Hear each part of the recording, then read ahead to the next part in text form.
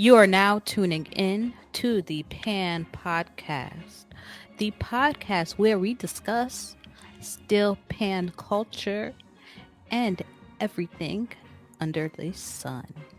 You are listening now to your host, Shayna Yvette. Hi, thank you so much for tuning in to the Pan Podcast. Today we have a very special guest. It is an esteemed pleasure and honor to welcome Professor Tim Lim. Sorry, It's okay. sorry, Mr. Teague. Hold on, let me pause for a second. I could always edit this. hmm Today, we have a very special guest. It is an honor and a pleasure to welcome Liam Teague to the podcast. Professor Teague is the head of Still Band Studies and director of the Northern Illinois University Still Pan Band. Professor Teague is also on the board of trustees, and he is a professor Presidential Research Scholarship and Artistry Professor of Music at Northern Illinois University. So please put two hands together and welcome Professor Teague onto the podcast. Good morning, Professor Teague. Thank you so much for joining us here today on the Still Pan podcast. I know you are very busy, so I truly appreciate you coming in and talking to us a few minutes about the educational side of the Still Pan. How are you doing today, sir? I'm good. I'm good. Thank you for that very nice intro. Miss. I'm doing very well this day. I'm ready to discuss the steel pen, and Thank you. Thank you so much. So it's just a couple questions that we have for you. Really, it's going to go like a conversation. I'm not sure if you've tuned into our Still Pan podcast before, but basically, we love to have fun here. We love to get to the bottom of it. And from your perspective as a Still Pan true professional, um, we just want to get to know more about the steel pan. So, my first question for you, Professor, is what are steel pan studies? yes. Well, we offer bachelor's and master's degrees in music, with a specific emphasis on the steel pen. Students hail from all over the world. They take one-on-one lessons, which encompass refining performance skills, improvisation, arranging, and composition and sight reading. Um, steel pen majors also play in the steel pen and studio in the world. Oh, forgive me, the steel pen studio and world, renowned NIU steel band. Additionally, like other music majors, they take core music classes such as theory, ear training, and music history. Oh, wow. That is so interesting. So, I would assume that when you say all over the world, that's including places like Trinidad and Tobago and elsewhere in the Caribbean. Yes, Um, of course, of course. oh, okay. Okay. Interesting. So, question. Is Still Pan a branch of Africana studies? Uh, no, it is not. Oh, interesting. Interesting. I think that is something that many people would find very informative. So, my next question is Still Pan studies unique to Northern Illinois University, or is this something that could be found, other places? There are a few other institutions in, again, like Trinidad and Tobago, that offer bachelor's degrees in music, with steel pan emphasis.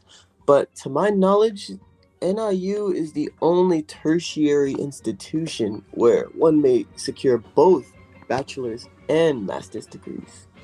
Wow, wow, that is really important for people who play steel pan to know that they can go get both bachelor's and master's degrees from Northern Illinois University. That is a very unique program offered there. Uh, question. So I did a little bit of reading and outside research, of course, before I invited you, esteemed professor, onto this podcast. I want to ask you, what inspired G. Allen O'Connor, the person who established the program, to establish this program?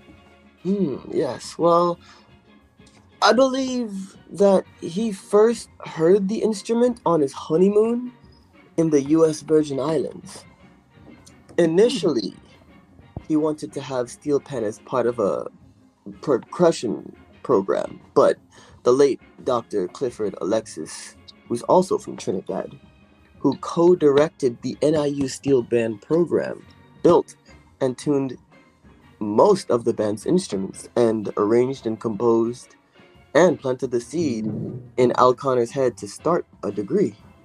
Wow. Wow. That is so interesting how just a honeymoon trip, right? Something that seems so innocuous to the beautiful U.S. Virgin Islands. And a small tidbit, I myself am a descendant of a person Oh, from really?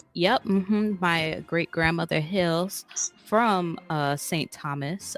She's was older, so probably St. Thomas before it was a U.S. Virgin Island, Oh, but she hails from St. Thomas as well. So it's beautiful to see that something inspired something like that, like a honeymoon trip, inspired a whole program as far as this goes. indeed. Yeah. So when this course was established, what was the climate in regard to steel pan? Um, when the degree program was introduced, I believe that there was a bit of resistance from some of Al O'Connor's colleagues. However, over time, he was able to consistently demonstrate legitimacy and uniqueness of the legitimacy and uniqueness of the program. When he established the steel band program in 1973, I believe that it became very popular very quickly. Wow, that is 73. Wow. So steel pan has been around in like a university educational setting for a long time now. Quite a S- bit. Yeah, yeah. So that's very interesting. So as far as like the student body, what types of students, majors slash minors or so, might take this course? Primarily, students who hail from the Caribbean, but we have several non-Caribbean students from the USA and elsewhere, like Denmark or Japan and Taiwan. Wow, wow, that is very cool. I know that in my research, I've seen there's a huge steel pan presence in Japan as of late. So, Mhm. as far as like the steel pan orchestra, there is one for students, correct? Yes, correct. There is. There's one is the World Steel Band, aka the NIU Steel Band. This is mainly for steel pan majors and students who have some prior steel pan playing experience. Though we have had students who've never played before. Hmm. Um, then we have the Steel Pan Studio, exclusively for steel pan majors. Uh, and then we have the All University Steel Band for music and non-music students across the university. Hmm. The community of, and then lastly, sorry, the last one is the Community School of Art Steel Band, directed by Yuko Asada. This is more of a community-based ensemble. Wow, wow, that's amazing. So four different types of steel pan Mm-hmm. orchestras. Wow, that is it is very unique, and I think that helps to have people educated about steel pan way further than even, although the university, I'm sure your prestigious Northern Illinois University goes pretty far, even further than that with the community outreach. I really love to hear it. So, do you all go to competitions throughout the year? The band doesn't usually take part in competitions. However, we placed second in the 2000 World Steel Band Music Festival, which is usually held in Trinidad and Tobago. Wow, that's so cool. Second place is awesome and amazing. Wow. Mm, yes. What are the most popular steel pan techniques? Our repertoire is very diverse and consists of like calypso, soca, other musics around the world like samba, bossa nova, jazz, pop, R&B, you know. Wow, wow, wow. Oh my gosh. So steel pan can do like all sorts of music. Yes. I am looking forward to continuing. I listen to the steel pan, but I listen Mm, to it in more of a soca and a calypso setting. ah, But now I'm going to, reach out to jazz, pop, R&B, and even samba and bossa nova, like how you said. it's good to That blend. is, yeah, that's super cool. Hmm. So one thing that I've noticed, I went down to the pan yard a couple of weeks ago in Brooklyn. There was one in Brooklyn.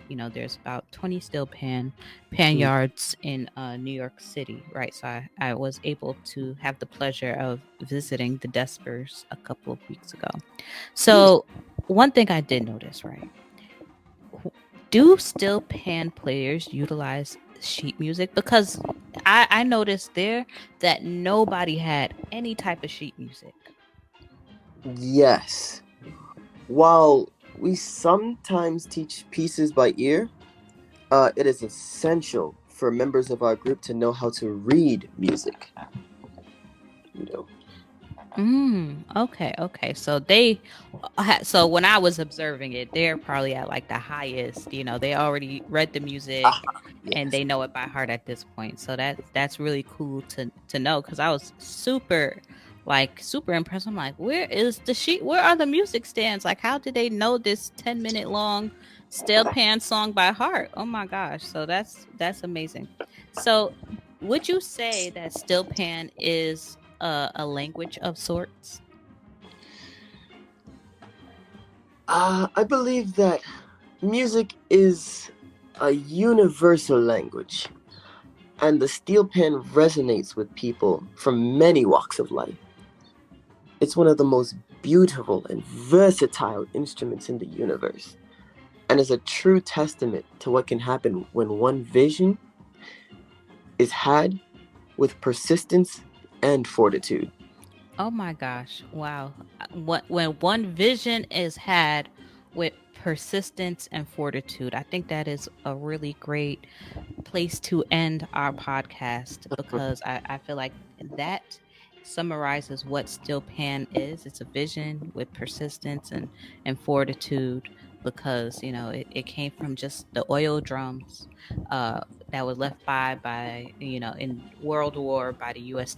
Navy and everything. Mhm. So, that vision that they had to see oil drums and see the beauty and sound that those things can produce is just amazing. So, I won't take up any more of your time, Professor. I know you are a very busy man and you must get back to your classes, but I just want to thank you so much for stopping by the Pan podcast to chop it up a little Thank you for about the having pan. So, thank you so much, Professor Teague.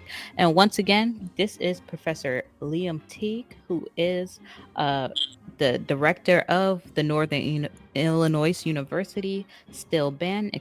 Excuse me for my slight stutter, but You're thank you good. so much. Thank you so much. And you guys should, go and check them out online. Northern Illinois University Still Pan Band. This has been Shayna Yvette here on the Pan Podcast. And I just want our viewers to say thank you to our viewers for tuning in today and keep it fresh, America. And bye.